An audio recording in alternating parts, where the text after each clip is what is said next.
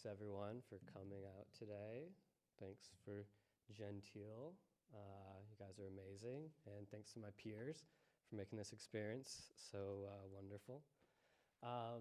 So I'm just a Midwest boy who moved to the city, basically. I come from Michigan. And that's kind of what my work deals with, is this kind of dichotomy between the country and city. I'm just going to read my little elevator pitch. I'm an interdisciplinary artist that works across painting, printmaking, textile, soft sculpture, installation to depict an intimate and idiosyncratic world. Surrounding neighborhoods and apartments become a backdrop and overarching portrait of myself as I employ the materials sourced from the city and my own family's history in my work. My rural background mingles with city life to manufacture strong dichotomies between high and low culture, inside, outside, soft and hard. My work references banal settings that are pumped full of melodrama that give recognition to everyday life as a constant struggle. And littered in these Dutch vignettes-esque scenes are an assortment of scavenged consumer products interwoven with personal textiles that tap into a shared collective memory, allowing my narrative to become absorbed as another commodity. First slide.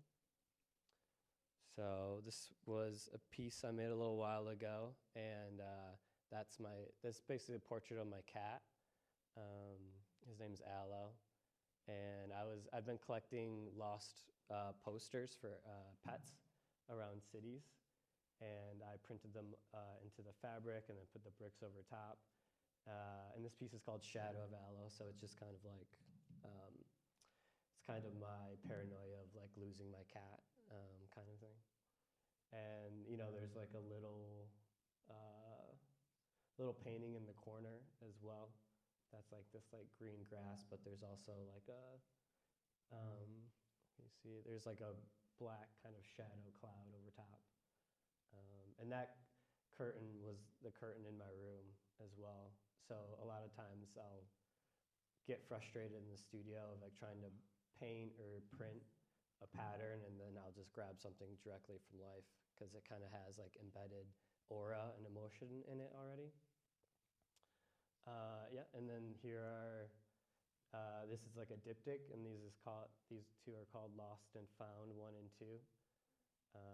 And it's about a Dalmatian couple, and one is like lost in the city and the other one is at home.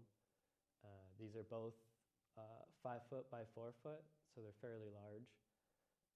And my history and background comes from school. In undergrad, I was taught oil on canvas, very academic, look at the old masters. And then when I went to grad school, I kind of, instead of narrowing in on that, I exploded everything I was doing. And so I kind of make fun of the history of painting. And if you see at the top on the piece on the left, that's a painting called The Tempest by a Venetian painter, Giorgione. And I put right next to that my mom's embroidery as a way to say that this thing my mom created is kind of just as important as this like master work. And that's also why I like chopped it off. This is called In a Rush. So those two and the next couple other pieces were all part of a show I had. And so I found that wallet actually, I was in traffic at Stop Still, and I saw a wallet on the ground and I picked it up, and the person had the same birthday as me, which I thought was funny. So I made this whole painting based off this found object of you're in a rush and you just kind of like leave your wallet, like one of the most essential things you kind of need. And if you notice, that carpet is in both pieces.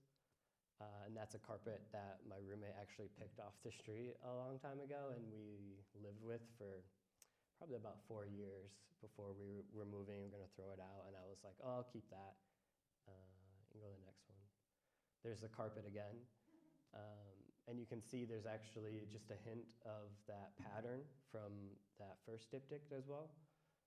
It's like a floral kind of pattern that's actually taken from my grandma's bathroom.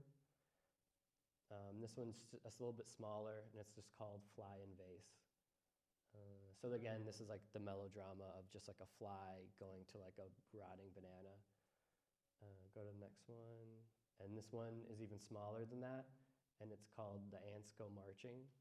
And here again, you can see that floral wallpaper mixed with the carpet.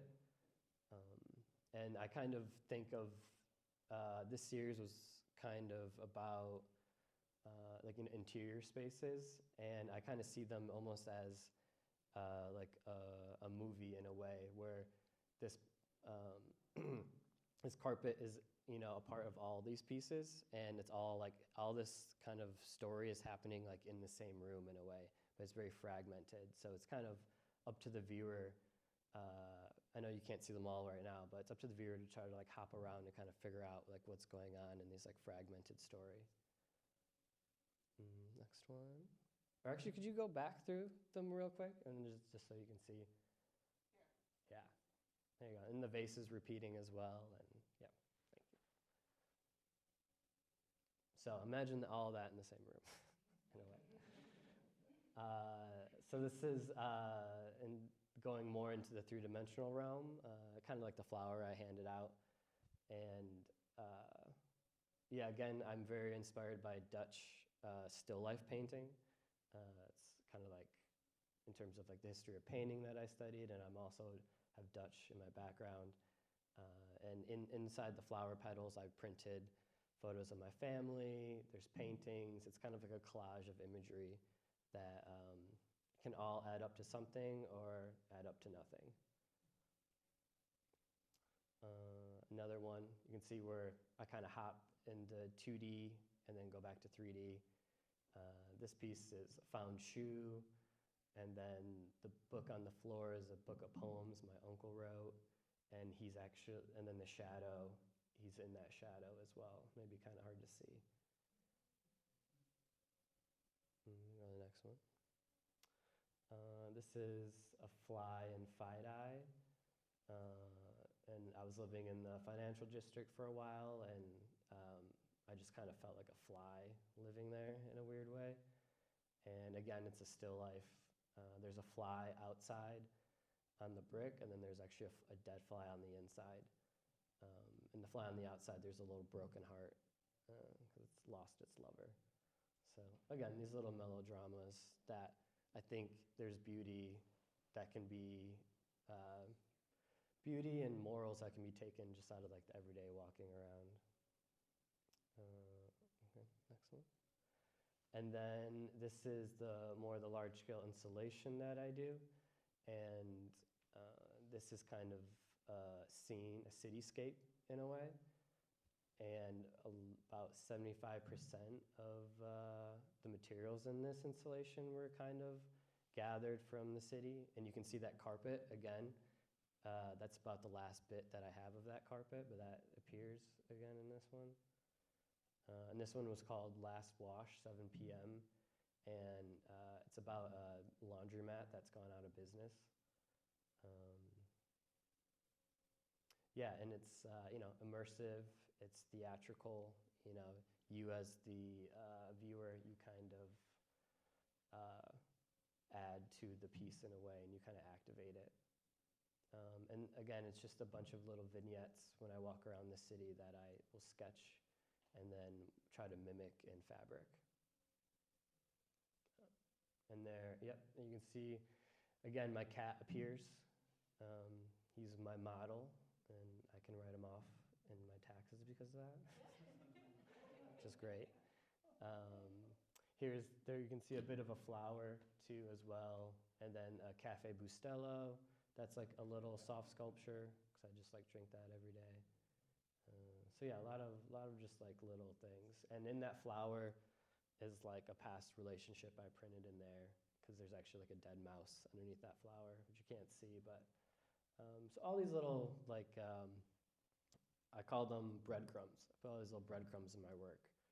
And as a viewer, you wouldn't always know what they mean, but there is like a logical way to follow them if you're kind of interested. And I think that's it, right? Yeah, cool.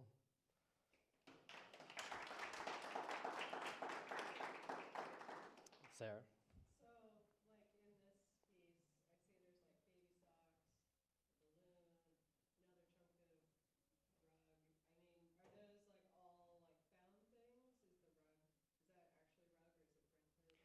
So, And like, I guess sorry. the relationship between like finding things and putting them into your work, and also just being like, I'm not gonna put Cafe Bustelo, I'm gonna make a soft sculpture of Cafe Bustelo.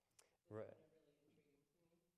So that's an actual rug, as well as those other pieces used as actual rug. Um, and yeah, again, it's like I lived with that rug. My cat, played on it, vacuumed it, and it has this kind of aura to it. And it's just, and it has that patterning that I really like. Those were all socks I wore at some point or found.